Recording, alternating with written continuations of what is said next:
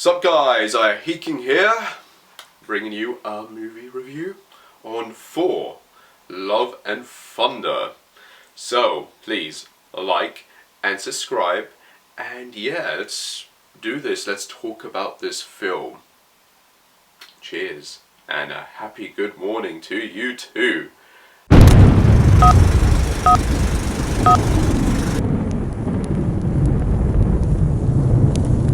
So, Marvel Studios' latest entry in the Marvel franchise, in this case, Phase 4, Love and Thunder. Wow, I can't believe that we ended up getting a fourth Thor movie. Like, Captain America didn't, Iron Man didn't, Hulk, to this day, still doesn't have technically a proper sequel, at least, I guess, until She-Hulk comes out next month.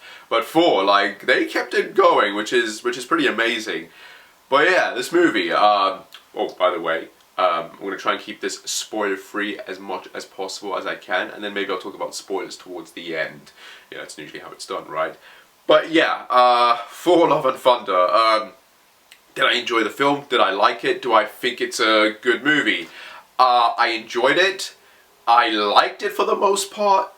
Do I think it's a good film though? Ooh, that's a hard one to think about. I don't think it is actually. This movie's getting a lot of negativity, to be honest, online, and it's like, wow, like it's a bit too much to the point where you're kind of thinking, man, these people really didn't pay attention to this movie, or they were expecting something completely different. And let me put it this way, right? If you liked Thor Ragnarok, right, I don't see why you wouldn't like this, because it's sort of a spiritual successor to that movie.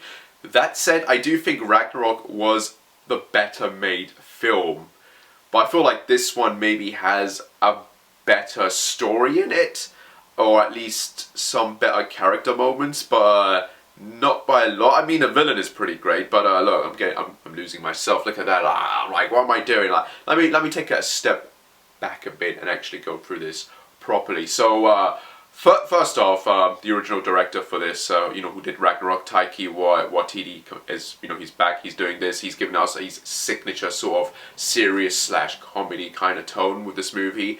And yeah, I'm reading and seeing a lot of different people sort of suggesting, oh, the tone clashes. There's a lot of tone clashing in this movie. First off, if you like the Ragnarok, if you like the humor in that, I don't see why you wouldn't like the humor in this. It's pretty much the same kind of humor, if a bit exaggerated.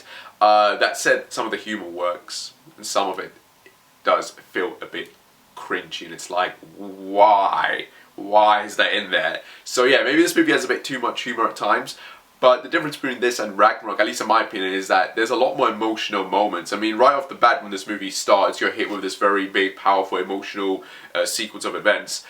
And then, back to the comedy, and then more sort of sad sorrow tones that are like the main underlying theme of this film.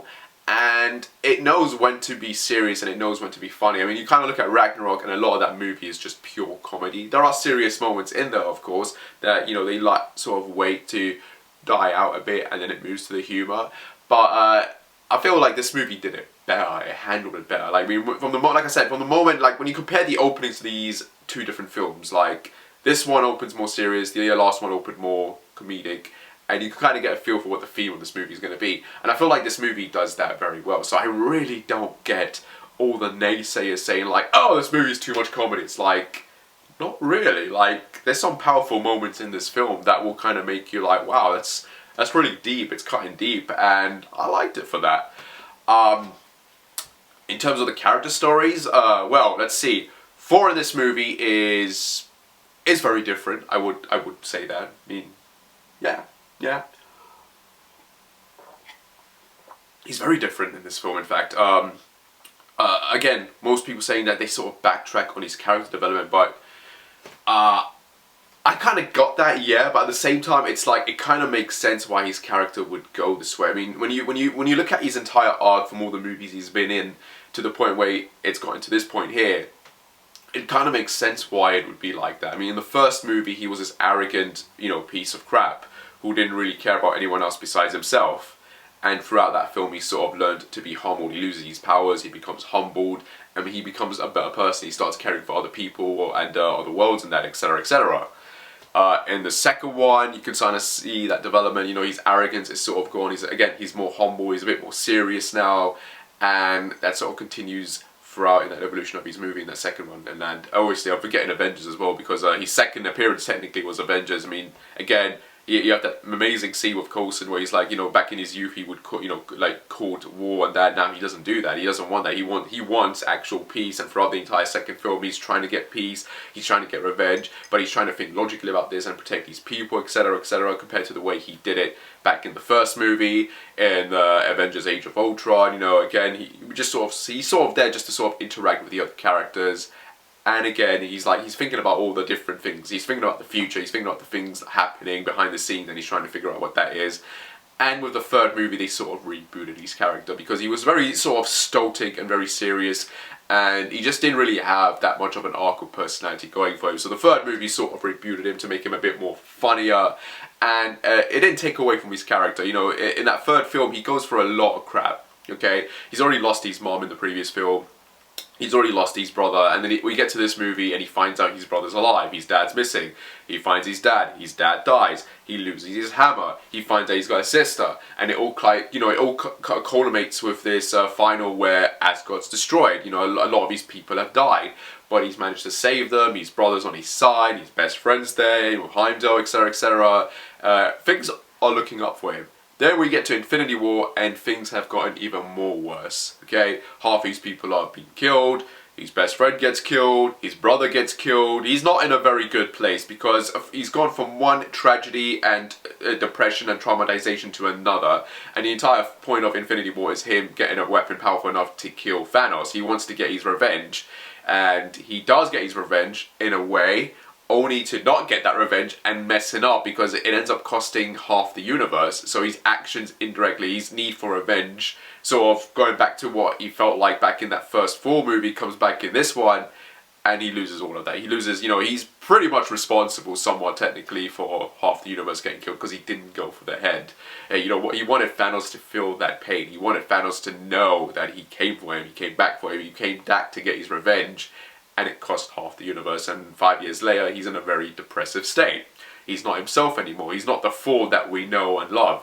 He's very different, and rightfully so. I mean, this is a guy who's thrown himself into depression and let himself go. I mean, just from the way his body looks physically, it's like, yeah, this guy he's not healthy mentally and physically. And by the end of that film, you know, he finds out that no, he's still worthy. He has that final talk with his mother that he didn't really get with her in the second film. And he feels, what's the word? He feels resolved, basically. And at that point, sort of the old Thor comes back. And in that entire final battle, we see him. He's trying to take down Thanos now. He's got everyone there helping him.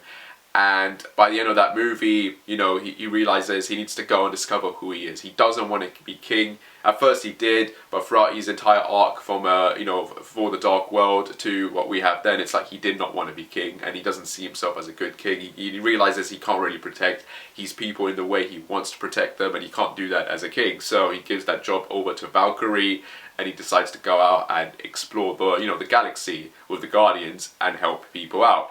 So yeah, that's kind of where his arc is, and where we find him here, it's like, you know, a lot of people say it's sort of gone back to how he was before, like he's selfish, he's arrogant.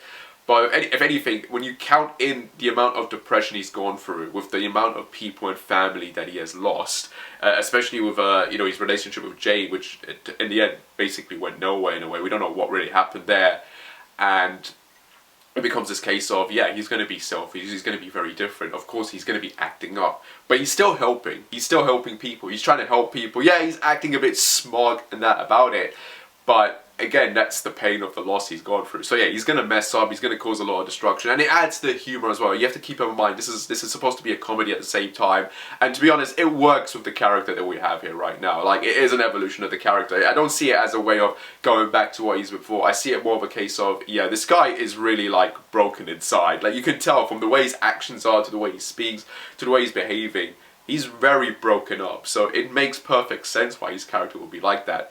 And throughout this movie, you know, he's becoming reacquainted with Jane again, And there's a bit of a jealous streak there because she's wielding his, his hammer now, and he's got this hammer axe. And obviously there's that attachment to that hammer, but at the same time it's sort of like an attachment to what he had with Jane, and we get that relationship, we see through flashbacks what that relationship needs to be like, and it was very nice, it was very good, and I would have liked, I wouldn't mind seeing a short Thor film where we just sort of focus on that relationship and see how it all goes. But what they managed to do, what they didn't really do with the previous films, was get us to believe that relationship. You know, it felt very forced in the first Thor movie. They did a better job of it in the second one, and here we just kind of see where that went from the end of the second movie to how, to the point of the third movie where we find out that she dumped him apparently, and we can see why that happened, and it's all about that loss. It's, for at that point in the movie he's already lost his brother and mother at that point, understand, so it kind of makes sense. And plus he's an immortal, like he can die, yes he can die, but he's gonna be growing older very, very, very slow, if that's what we're supposed to understand about the physiology. So it's kind of that old question of like, what's the point? Even Odin pointed this out in the second film. Like, humans, they live, they die. It's very quick. Like, he'd be better off going with someone of his own kind. And he gets that. He understands that. And it's the point. It's the thing that breaks it. It's the thing that ruins the relationship between the two of them. Especially with Jane, like, wanting to, like, go into a career in that. So it just doesn't work out. And here we see the two of them back together again. We see the threat that sort of brings them all together again. And that love that he lost comes back. Okay, he starts feeling that, like, that old Thor again, and it makes sense for his character development. So I don't get why people say, oh yeah, it's like back to it's not. It makes perfect sense why he acts the way he acts. If you see all his previous movies up to now, like, it's called character development and progression. It's not a downgrade. So yeah, the biggest theme of this movie is love. It's Thor's love for his hammer, and it's Thor's love for Jane, and it's Thor's love, am I saying that right? I keep saying Thor. Seriously, how do people pronounce it? How do they say his name properly? And it's his love for his people and that. So we get that in this movie. It's a big theme of that, and it's about him rediscovering that and accepting the fact that yes, people sometimes are gonna die, like you are gonna be losing things, but you can replace that, you can gain something new from it and love that instead. And I feel like that's kind of what the entire theme of this movie is. It's for rediscovering himself, rediscovering lost love, and learning to love again, and loving something else, and protecting that basically. And I feel like that movie did a very good job in terms of the message and theme that it's trying to give us here with Thor's arc. I liked it. Which brings me to Jane's arc, which is the second best, obviously, character story in this movie. It's her, in a way, this is her film, technically speaking. Like, it is about Jane Foster. I mean, they bring Natalie Portman back, and they give her a good, meaty role. I mean, one of the main things about Jane's character in the comics is the fact that she's a cancer patient. She's dying from cancer, and they use that plot point in this movie. I don't think that's a big spoiler to say. I mean, if you read the comic, you would know. So it's not a big, like, massive spoiler. She's dying of cancer, and the entire point of the character is she wants to cure herself, and she thinks that with ammonia she can do that. Now, a lot of people are wondering, well, how does she even get the hammer? How does it fix itself, etc. So there is an explanation for this. It is explained. Which, to be fair, I mean, they explain it and they show it to you, sort of. But I wish they did a bit more, like, and I'll get to the flaws of this movie, I will, but in terms of Jane's character arc, they do a decent job. She's getting the hammer back, she's getting the powers of Thor, and she thinks it's going to help her, and she's going on an adventure. She's going on an adventure with Thor, she's helping her old ex-lover, and throughout the process of this movie, they do sort of get back together again, and at the same time, she's learning what it means to be this hero now. Like, she's learning what it means to be the mighty Thor. And yeah, it's just great seeing Natalie Portman in a film where she's kicking ass. I mean, how many films have we ever had of her where she's kicking? I can't think of any films where she's like this action hero. I really can't. A lot of the movies she's ever done are very drama based. I mean, I guess you could say Star Wars, right, with episode 1 and 2, where, she was there in the forefront, she was fighting, she was like shooting droids and that, etc, etc. But those were years ago, very years ago, and it never felt like she was this big action hero. But here, it's like, yeah, this is her film, and she's showing up, and she's got the muscles to show for it. But she's also got this sort of very weakness. I mean, this is the thing, like, people are sitting down saying, oh, there's a lot of humor in this, it sort of kills the serious vibes. I never got that, because with Jade's character, especially with the whole cancer storyline, I feel like they took that very seriously. Every time we cut to those moments of a vulnerability, they don't make a joke out of it, because there's nothing to joke about. You can't make a joke out of this subject matter, and I feel like they treated it with respect, with the respect that it deserved, okay? When you have cancer, from what I see from it, it's painful, it's exhausting, it's tiresome, and yeah, it just makes you feel very, very, very bad, and we get that with her portrayal. And I feel like they did a good job with it, and they never joked about it. There was never a moment like, oh yeah, like, yeah, it's freaking great, oh yeah, that's gonna be swept aside. No, they try to make a good job of showcasing that, yeah, this is a very painful journey for her, you know, and while she's going through all of this, she's trying to do the right thing in terms of, like, you know, I'm dying, let me make my, you know, if I am gonna die, let me make my final moments count, let me enjoy the time that I have left, and let me just have a bit of fun and do the right thing and be a hero for once. Like, let me be the hero for once.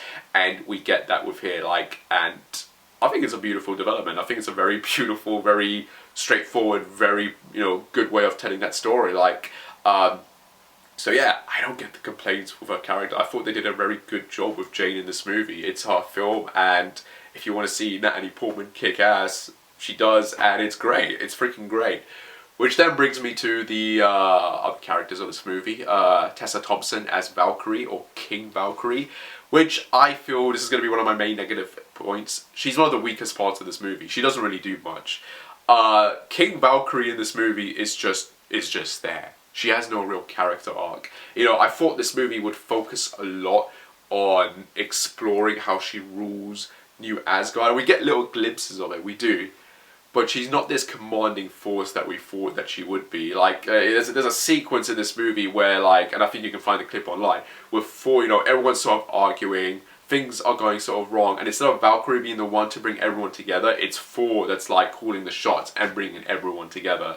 So, yeah, it's kind of like, yeah, why are you here again? Like, what is your purpose? Like, they could have cut this, they could have just kept her role very minimum, and not done anything with her. I mean, one of the other biggest problems with her character is the fact, like, oh, she's like, she's one of Marvel's original sort of bisexual, or I guess, sorry, gay characters. Basically, she's a lesbian, I believe, yeah. But they don't do anything with that, and I can understand why they didn't, because if they did, in the end, her role would just simply be a case of, oh yeah, there's the gay character in the movie. That's it. That's what she would amount to, because she doesn't really do anything in this film. In a way, in the day, she's just this sort of like, oh yeah, there's Valkyrie, hi Valkyrie, bye Valkyrie. That's kind of what a role really amounts to, and it's like, oh, well, that's disappointing. That's not to say that she doesn't get some cool moments. There's one or two cool moments that she gets, but it doesn't amount to much. You could cut this character out from the film and it wouldn't change anything. So it's like, yeah, very unnecessary. We also have Taika Waititi playing, you know, coming back as Korg again. Korg, am I saying that right? Seriously, we got Thor, Korg, Gorr, like, wow. It's all overlapping with each other now. I'm finding it hard to figure out who's who. But yeah, KD, or can we call him KD? No, we're just going to stick with Korg, okay guys? Korg, yeah, he's in this movie, he gets a bit more bigger things to do, he's basically the comic relief, like, really, that's all he amounts to, he's the comic relief, but I like his character, he is funny, he gets some funny moments, there's some cringy moments here and there, but yeah, overall, Korg is one of the better parts of the film, and technically speaking, he's kind of like the gay character of this movie, in a weird way, like, we find out a bit more about him, we find out a bit more about his species, and it's like, oh, okay. Weird, but okay, there you go. Like, there's your gay character, guys. Like, stop complaining, right? It's in there. The villain. I think this is the part that everyone wants to know about. The villain. Is Christian Bale one of the better MCU villains? Gorr the Butcher. What can I really say? Honestly, when I looked at his character design, it sort of reminded me of Christopher Lambert from Ghost Rider, Spirit of Vengeance. I mean, I don't know if anyone's seen that movie, I'm sure a lot of people didn't, but he's got a little role in that film. Sort of reminded me of that, with the whole monk style kind of look that Gorr has going for him in this movie. And maybe a mix of Voldemort too, I guess. Not too much. I mean, I can understand why they changed the design a bit so it wouldn't look similar. But if anything, I would have preferred if it looked similar to like a Hive from Agents of S.H.I.E.L.D. Season 3. They could have made it look like that. It would be freaking trippy and awesome to see the tendrils and that, and the noseless face. But this is what we got with, and to be honest, we get to see more of Bale's performance that way. He's not covered in extreme makeup to the point where we can't tell who it is. I mean, he's no mannequin. I will say this right now. You know, if I had to pick like, you know, between them two, Christian Bale knocks out of the park. He's definitely one of the highlights of this movie. Every time he's on screen, he commands presence. Okay, this guy's got a very strong presence, and he's very creepy, and he's very well, for the most part, he's very well developed. He's got a very emotional arc to him, and that makes him sort of one of the better Thor villains in these movies that we've got. And he gets into a lot of the action. To be fair, we see Thor and him fighting a few good times throughout this movie, so they do a very good job with him.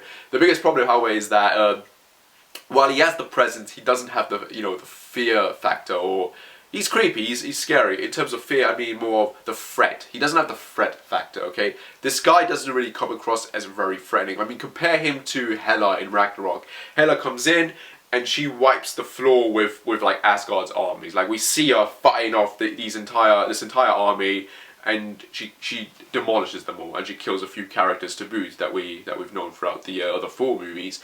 Gorr sort of comes in, does his thing, and then we get a few scenes of him like talking and that's it. We don't ever really see him as the God Butcher. You know, like, we get this one moment early on, and that's it. We don't really see anything else, and it's very disappointing. This is a character I feel is wasted, to be honest.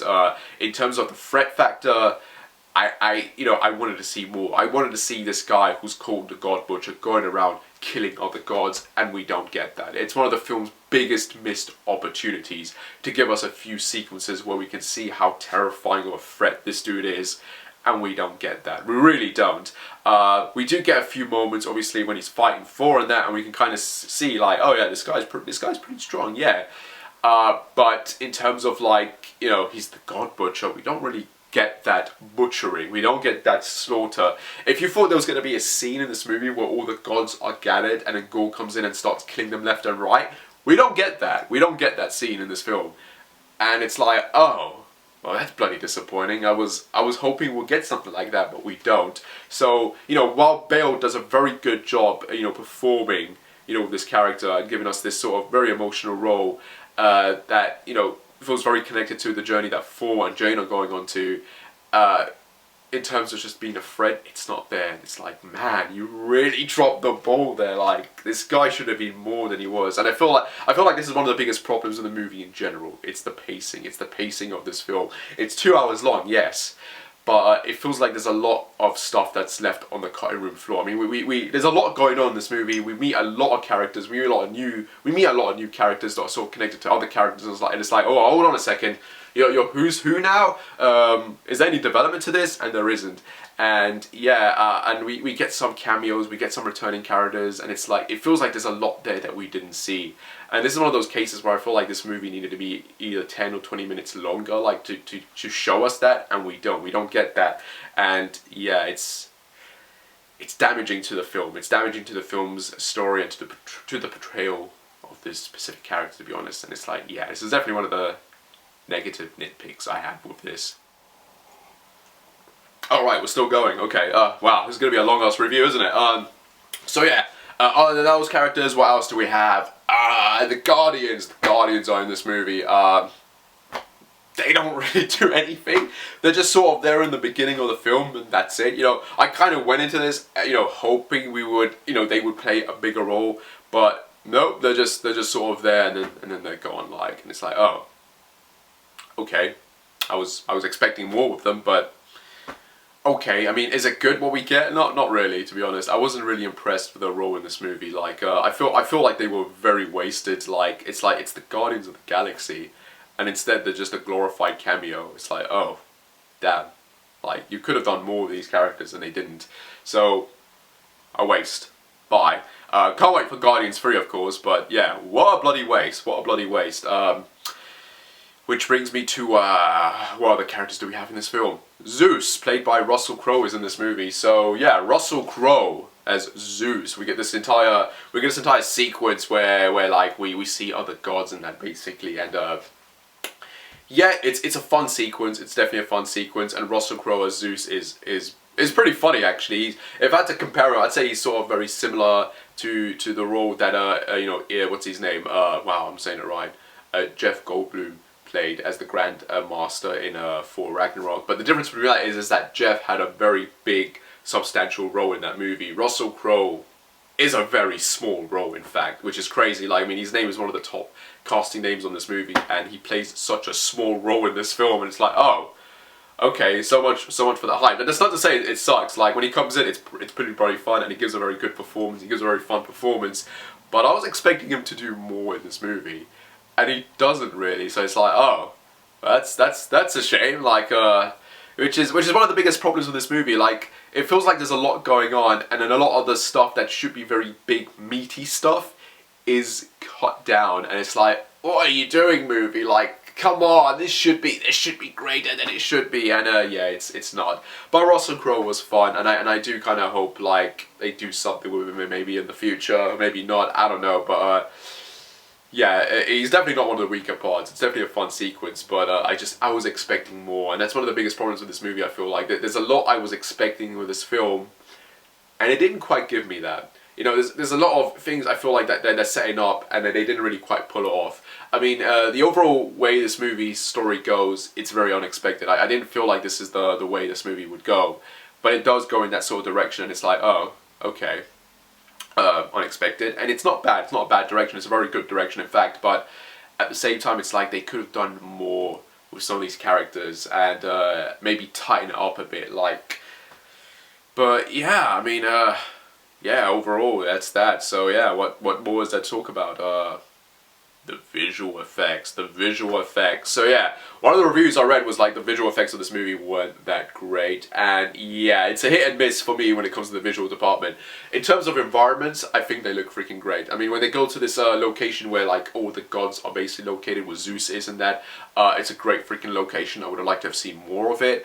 There's a sequence in this movie where they try and go and stop Gorr basically, and it all turns basically black and white, and it's one of the, you know, craziest, coolest sort of stylish choices they've done visually wise. I love that entire sequence. Like, it was weird, but it was great, and I love the fact that the way the hammers, basically it's the weapons, they use their weapons, and the weapons basically light up. It gives color to the environment, to this very shadowy black and white grey environment, and it's like, wow, that's a very cool detail, and it made for a very cool experience, especially watching this in IMAX as well. And it's like, wow, it's like you've seen all of it. It's just freaking great.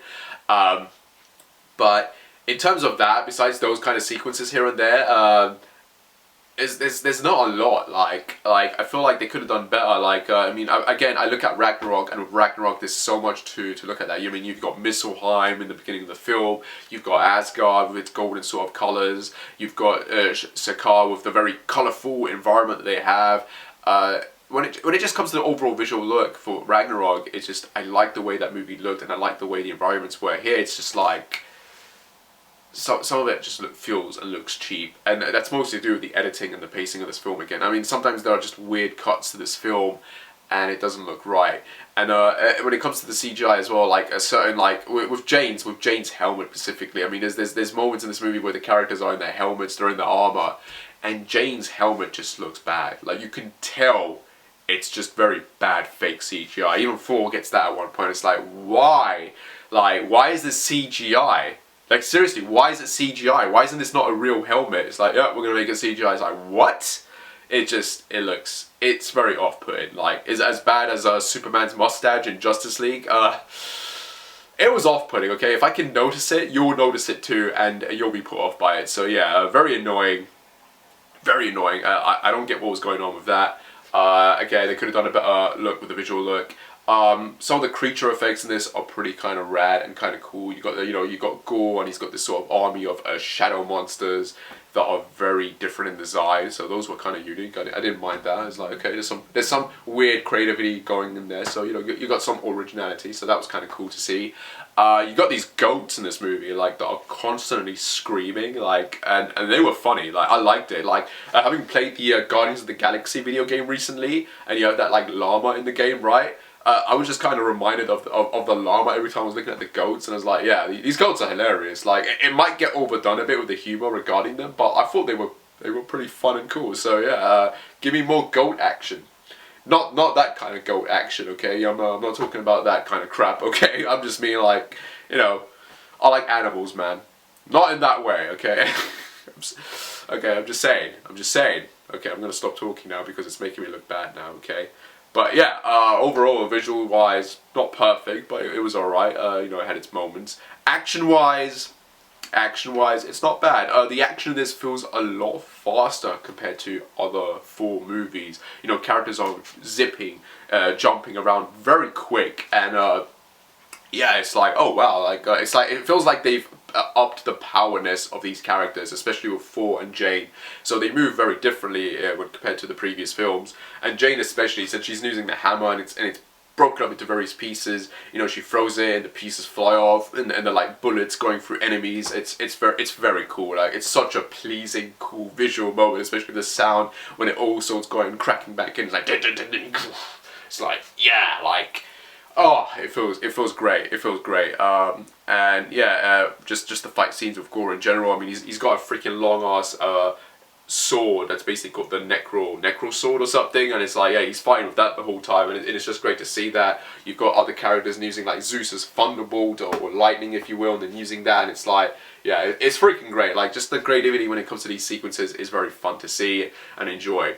But yeah, it is a fun movie. I will say this, I never felt bored watching this. Like, if you're one of those guys that's sort of sitting there and it's like, oh, this movie's boring, it's like, ooh, how is it boring?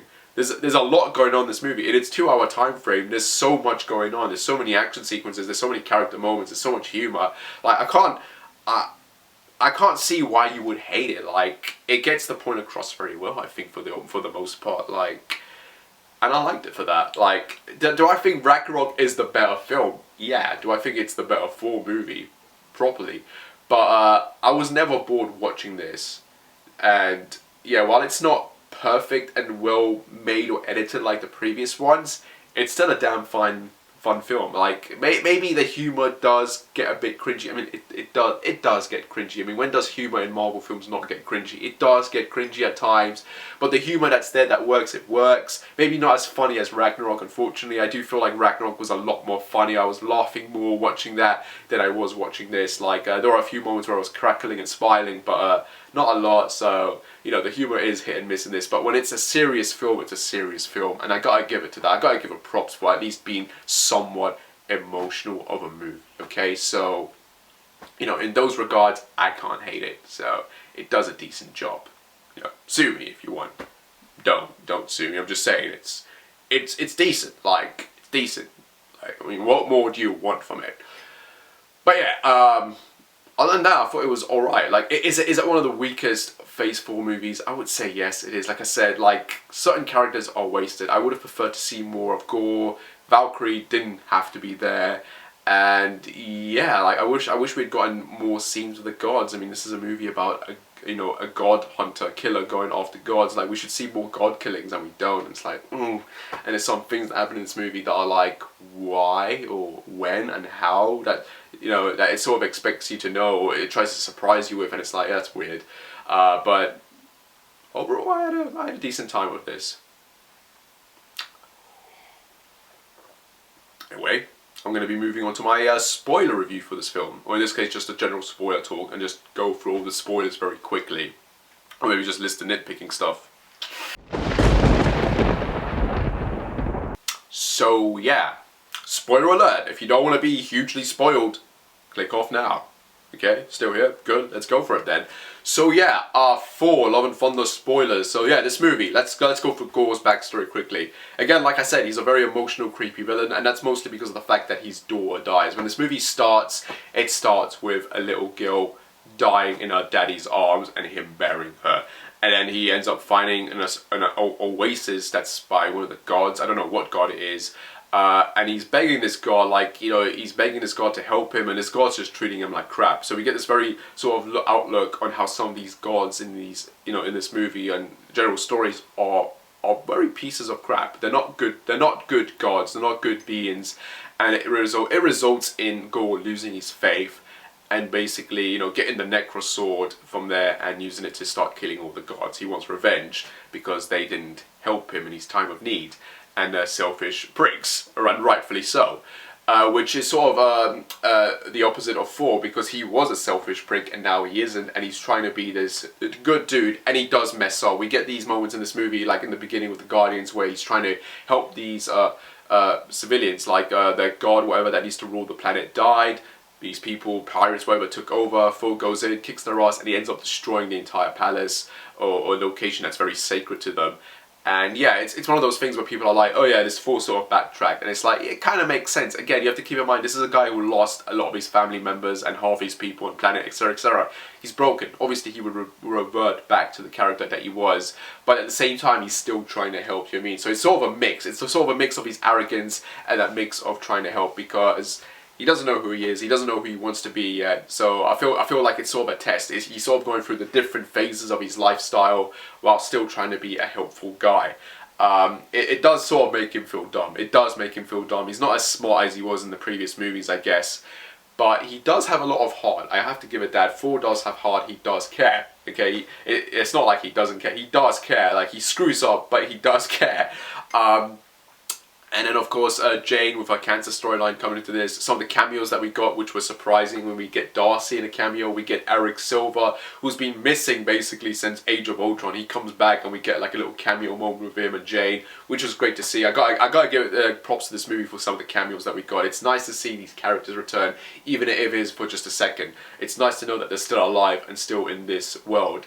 We even get Jamie Alexandra back as Lady Sif. She has a little cameo in the beginning where she, you know, she's calling out for help, and Thor goes to her. We get this amazing visual style look of this half-dead monster god, right? And Sif there with one of her arms gone. It's a shame we didn't get to have a sequence where she's fighting Gorr, and we could have gotten that. I feel like there's like, again, I feel like this is stuff that might have been cut from the final film, and I would have liked to have seen it. I would have liked to have seen Gorr fight Sif and cutting her arm off, and then getting that whole, like, yeah, it's leading up to this. This movie does a lot of tell and not show, basically, and I feel like we deserve to have a lot more scenes where we're shown things.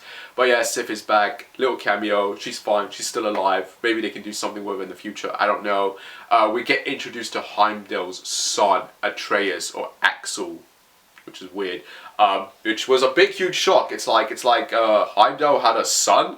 When did he do that? When did he get around doing that? Like, I thought this dude just lived by the gate the whole time until, you know, it was, you know, until like the invasion happened, and it was like, well, I'm gonna go off and do whatever. Like, he has a son. Like that completely took me by surprise. I wasn't expecting that.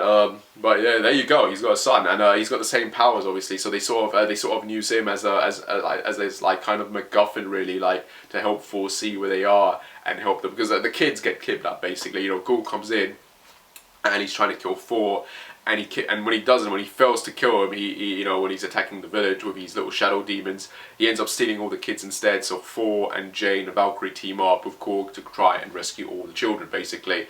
And that's kind of the main gist of this movie. It's a rescue mission.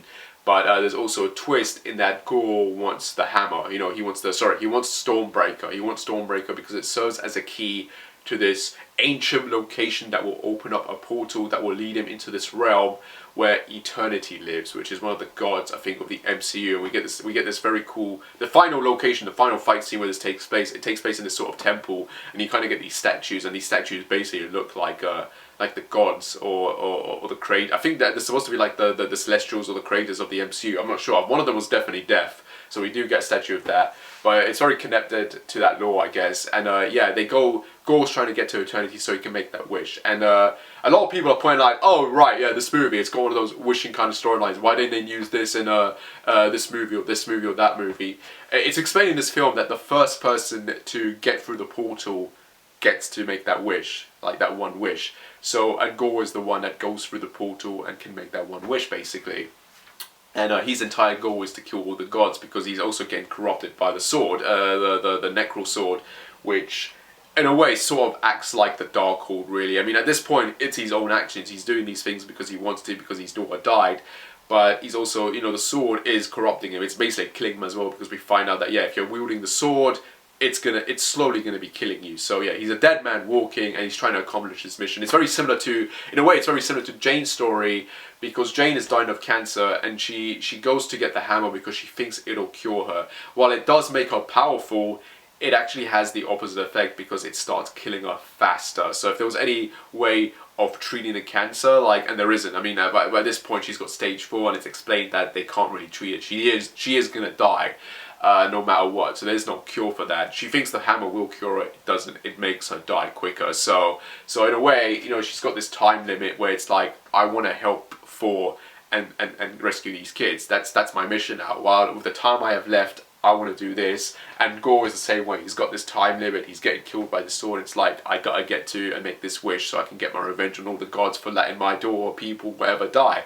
So it's very similar to that. And obviously Thor's journey is about discovering love again. It's about him discovering love. He discovers that Jane's got cancer, and it's like, you know, he's very emotional, broken by this. It's a very serious moment between these characters. There's even a moment where she, you know, every time she fights, she sort of gets exhausted, and the hammer sort of like, every time she drops the hammer, like, she goes back into her normal form.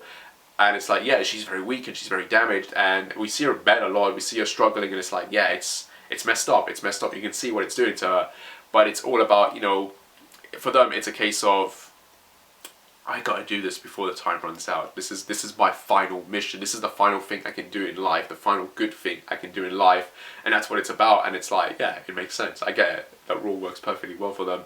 Korg gets killed in this movie at one point by Zeus when they go to Zeus. And I was really hoping that this sequence with the gods would show us a lot of the gods, and we don't really get that. We get a few, but not a lot that make us go, oh yeah, I recognize them. Like, no, we don't get that. We don't get the Panther god, who apparently was in this movie somewhere. I didn't see them. I think Bast, if you will. We don't see them. We don't see Ra. We don't see any of the Egyptian gods. Again, which is a big disappointment. I was really hoping to get these gods. I was really hoping to get these connections.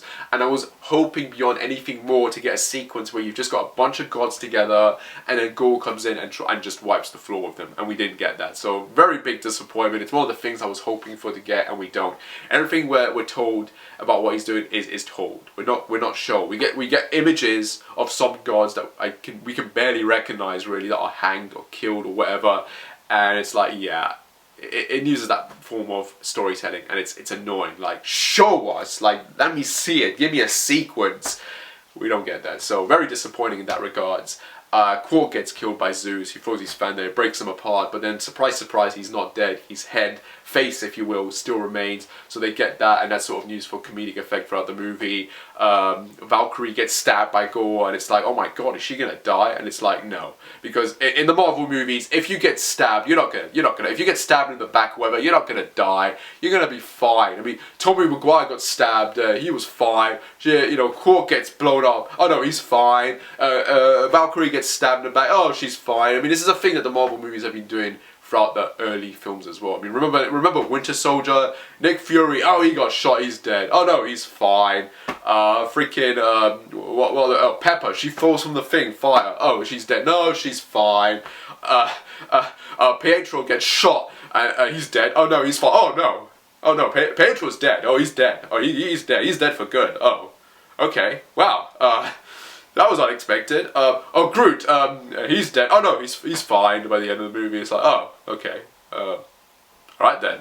So yeah, a lot of like, oh my god, deaths, and then it's like, no one's really dead. Like, what's that saying? No one's ever really gone. Yeah, it's that basically. No one dies in these movies basically, which is annoying. It is annoying. It's like. It could have used that. We could have used that oomph. There are scenes apparently they cut with Peter Dinklage's entry and Jeff Goldblum returning as the Grandmaster, where they were supposed to get killed off.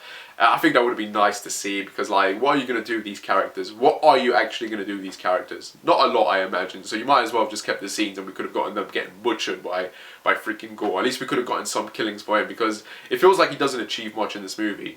But he does get to his end goal, actually, for a matter of fact, and he does make his wish. But it's a case of the sword does get destroyed by this point just before he goes through the portal. So in a way, the corruptness is gone. Like whatever anger and hate that was in there that the sword was using for him to do, it vanishes. And he still does want to make the wish, obviously, to kill the gods. But by the end of the film, when he sees that Thor chooses not to kill him or beat him to death or whatever, when he's at eternity, when he's gotten there to make the wish, he chooses Jane instead, because at this point she's used off too much of the power of the hammer. It's drained her completely, and now she's dying. And Thor basically makes the choice of going over to her and being with her in her final moments, instead of like, yeah, I'm gonna kill this dude, now screw it. And he pretty much says that, you've won, you've won. They rescue the children, which was the main thing that they wanted to do. They wanted to rescue the kids, they rescued the kids, they did that. Which is a very weird thing they do, because Thor, I think, combines the power of the lightning ball that he gets from Zeus, and he uses it to basically power up all the kids with the hammer, basically. Like, he gives them all his power, the power of Thor, only for a bit. And we see all the kids helping out in the final fight, killing all the shadow monsters and that, and then they get rescued and they leave. And it's very weird, because it's like, couldn't Thor have done that before in the movies? And it's like, no, because you can clearly see that he's using the lightning bolt, because all the powers are in yellow. So he's clearly using that to amplify his hammer, to make that wish, that spell, whatever, come true for just that period. So it is explained, even if it's explained poorly. Seriously, I've been talking for like 40 minutes and this coffee's still here. Like, how much is in there? Wow. But yeah, the kids get rescued, they escape, which was a weird scene, I won't lie. It sort of reminded me of Logan, where you had all the kids in the third act sort of like helping out and fighting. But it was a bit more extreme. But the movie, if you're paying attention visually wise, it is explained how it happens and how they get those abilities to do that. So it's not like something that just came out of their arse. Like, no, it is explained. It's just, it's very poorly explained. You have to really like pay attention to the details, to the little details. Like, that's what's going on. Okay, I get it. It's cool. It's cool. No plot holes here, guys. It's all cool. It still works. But then that brings up the fact of why didn't Thor just, you know, when he had the hammer, why didn't he just go to that place and use it to make that spell if it existed? And at least from what I get from this, I think Valkyrie was the only one who knew that eternity existed. It doesn't feel like maybe he thought it was a legend, but with Valkyrie it was like, oh no, this place, it's real, it does exist. I don't know. I'm not too sure about that. Again, you have to keep in mind, Thor was angry as hell. He just lost his people, he just lost his friend and his brother, and he wanted revenge. So maybe you know, he wanted to physically kill this dude. But then it becomes a case of, why didn't they just go to eternity and wish everyone back instead of doing the whole time heist? So yeah, that is, in a weird way, that is a plot hole. That is a plot hole, in fact. So obviously, yeah, I can't really explain it. There's no good way of explaining that. Like, maybe I need to watch the movie again and pay attention. Maybe they can explain that. Maybe it sort of ties in with the Necro Sword, maybe. I don't know. Maybe you needed the Necro Sword and it wasn't around, so it's like, screw it. We can't spend years searching for it, whoever's got it. Like, we need to do this now. Don't really know. But yeah, the overall ending of this movie was very unexpected. I went into this film expecting Jane to give up her powers and to live out the rest of her remaining time with Thor, basically. And then the next time we would have seen them, she would have been dead, you know, maybe we get in a grave or a funeral or something. But no, Jane dies in this movie. She literally dies in this film. She makes her final peace with Thor, she has a final moment with Thor, and then she turns to gold dust and disappears.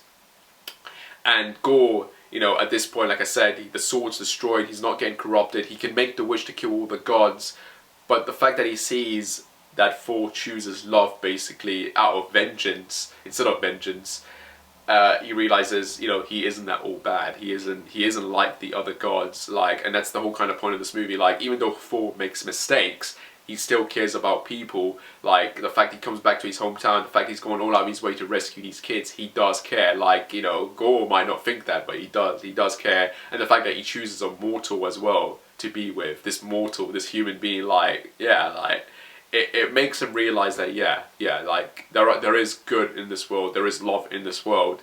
And I don't know if it's Thor or Jane who basically tell him, but they basically tell him, you can make the wish to bring your daughter back instead.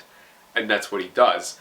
He ends up making that wish, and his daughter basically comes back to life, but she's infused with the powers of eternity, basically. So it's a weird way. It's basically like a godlike figure that's now basically returned to this realm, but all that power is contained in this little girl that needs to be Gorr's daughter, basically. And Gorr dies at this point, you know, he gives in, he gets his final moment with his daughter, and he basically tells Thor to look after her, to protect her. And the movie basically ends with, it ends with Thor having lost the love of his life. It ends with him getting his hammer back, great. But it also ends with him realizing that there's other forms of love that you can go to. There's other meaningful ways to live, basically. And this movie ends in the most unexpected way that possible. Like, I didn't think this would be the ending, but it is. And it's basically Thor becoming a dad. He becomes a stepdad. He starts raising Gorr's daughter, and she basically becomes like his little niece or stepdaughter, basically.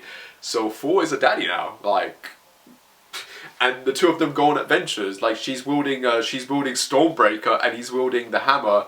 And you know, you've got Korg, who's the narrator of this movie, basically, and he's narrating, and he's back to normal again, and he's like, yeah, this was the story of love and thunder. Basically, the daughter's name is Love, and Thor is the thunder now, so love and thunder. That's the whole meaning behind the title. And it's like, oh, okay, the whole theme of this movie was love, and there's a character called Love, and it ends with Thor finding love and being with love, basically, if that makes sense. And yeah, it's very like sort of self-indulgent kind of way, like in terms of what the message is. But I thought it was cute. I thought it was good. I thought it was beautiful. I thought it was very well, for the most part, very well handled. Like, and I liked the direction they went in. I did not expect this movie to end that way.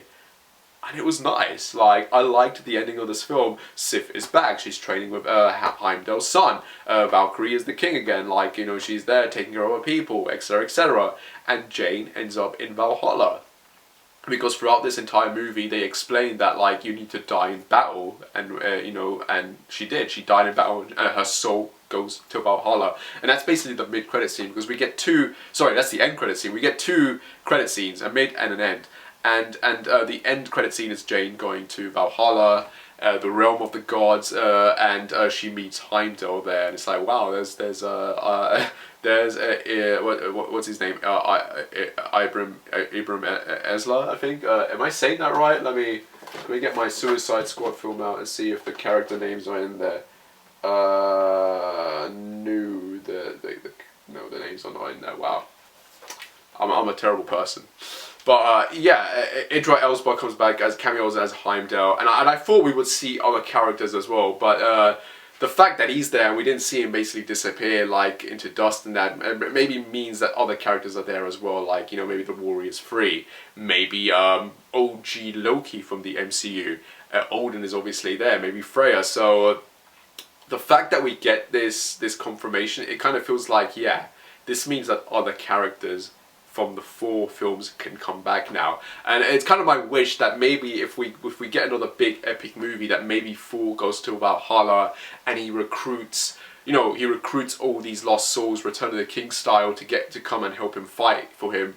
And then maybe we get this very big goodbye reunion scene where he says goodbye to all of his friends, to his family, to his brother, to Jane, and it's like, yeah, that's it, goodbye. And thank you for the help. I would have liked to have seen something like that happen maybe in previous movies, but the fact that they established this, and again, it is kind of annoying because people will say, well, no one dies in this movie. No, they're dead. They're ghosts now, technically speaking. These are spirits, so they can't technically come back to the world of the living unless something is done. Maybe they can come back as ghosts or whatever, but technically speaking, they are dead. They are dead, and they're in this very different realm now. So yeah, it's not like, yeah, they can come back to live in the world of the living. They're in their own separate sort of dimensional world, if you will.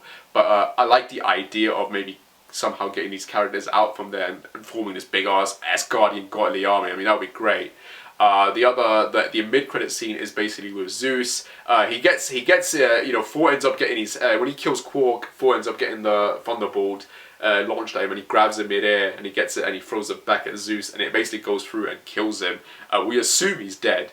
But throughout the entire movie, they point out that the only thing that can kill a god, technically speaking, is the Necro Sword, which is a bit weird because Loki was technically a god, right? Well, technically it's Jotunheim, but he got his neck crushed. Heimdall, he got stabbed. So I don't know. It's a bit weird when they say things like that, because even Hela, for example, was killed by Surtur. So it's like, It's like, the sword isn't the only thing that can kill a god, technically speaking, so what are they on about? Like, gods can be killed. Even Odin says this in the second film, we live, we die, we blah blah blah, we're not gods. So it's very weird. It's very weird for them to say, oh, there's a specific weapon that can kill us, and it's like, that's not really technically true, is it now? Unless it means certain gods. I don't know, but it's very weird. But Zeus isn't dead. He's got a hole in his chest, but he isn't dead. And he's very angry with Thor right now. He's angry with this whole concept of superheroes, like people are worshipping superheroes instead of the gods. And he's very angry, and he basically assigns his son Hercules to go after Thor. So we get this set up, and we get introduced to MCU Hercules. It looks pretty cool. And yeah, this seems to be a setup for the 5th Thor movie, which we may or may not get. I imagine we will get it, because it seems Chris Hemsworth is all out for doing these movies for as long as possible.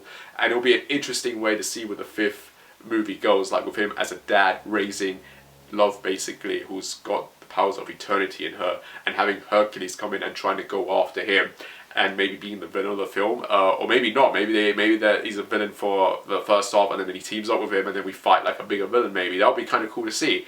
But yeah, for the most part, I did like the story of this movie. It's just like, it could have been tighter, do you know what I mean? Like I said, the biggest disappointments of this movie is that Valkyrie really doesn't do much. She's just sort of there. Korg is the comic relief, and you know, rightfully so, I guess. And he is the narrator as well of the movie. And yeah, Gorr, we could have used more scenes with him. We could have used more scenes. We could have seen more gods, more cameos maybe, or something. That would have been great. Maybe, and just a bit more fighting or death really from Gorr's side. But other than that, I feel like the story was serious and dark when it needed to be, and you know, the jokes never went to the point where it's like, that's over extreme funny. Like it was funny when it needed to be. It was serious when it needed to be. The action was decent. It was good. It was fast paced, and the overall story and the message and the theme it was trying to tell was good. But yeah, I can see why a lot of people would like this and why they would feel that Ragnarok is better, because Ragnarok did something different, and Love and Thunder is basically sort of more the same. People are saying this is a parody. I didn't get that. I don't feel it's a parody at all. I feel like it makes sense with the step of where it's going. It makes sense with the direction. It feels right. But yeah, I can see why some wouldn't like it. Like, there was just something about Ragnarok that clicked that doesn't rightfully click with this one, unfortunately. But it's not bad and it's not terrible. It might not be the best film made. I kind of agree that it does feel weird. Oh crap, I'm gonna die now. Look at that. It's all over my... I'm gonna put this here. It's not the best made film, definitely. Ragnarok was the better made movie, but I liked Thor's journey in this. I liked Jane's story in this especially, and Christian Bale, for the most part, knocked it out the park as Gorr. So yeah, not the worst film, not the best film, not the best MCU film, maybe one of the weaker ones, but it's not as terrible as For the Dark World. Like, that's still the worst one in my opinion, and this one was a lot more enjoyable and a lot more entertaining. Take with that what you will. But yeah, overall, if I had to give it a rating, it would be a 7 out of 10. Yeah. Anyway guys, that's my review for Love and Thunder. I hope you enjoyed watching this, and as always, remember to like and subscribe please. And yeah guys, I shall see you when I shall see you. Take care and bye.